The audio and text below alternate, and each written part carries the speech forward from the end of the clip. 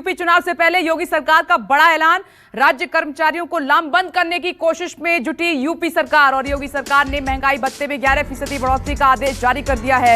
इसके सीधे तौर पर इसका लाभ 16 लाख राज्य कर्मचारियों के साथ 12 लाख रिटायर्ड कर्मचारियों को भी मिलेगा। महंगाई में 11% बढ़ोतरी के साथ इसके बाद कर्मचारियों और शिक्षकों के वेतन में बढ़ोतरी होगी। यूपी में अभी तक 17% का भुगतान होता था, अब कुल 28% महंगाई भत्ता मिलेगा। यह कर्मचारियों के लिए बहुत बड़ी राहत है। अशोक,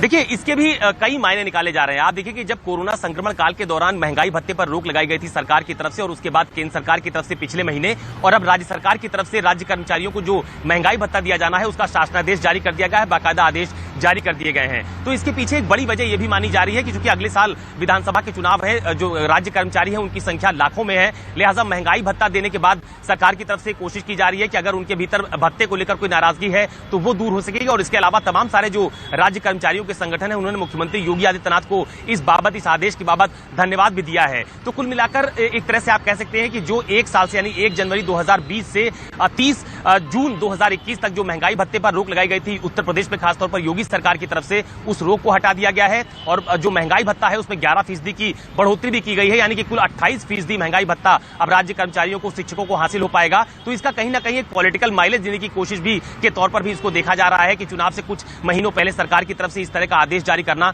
कम से कम उनको अपने पक्ष में लामबंद करने की कोशिश के तौर पर भी देखा जा रहा है। और दूसरी बात यह भी है कि एक साल से जिस महंगाई भत्ते पर रोक लगाई गई थी उसकी वजह से कर्मचारियों का काफी नुकसान भी हुआ था, कम से कम उसकी भरपाई भी इस आदेश के बाद हो पाएगी।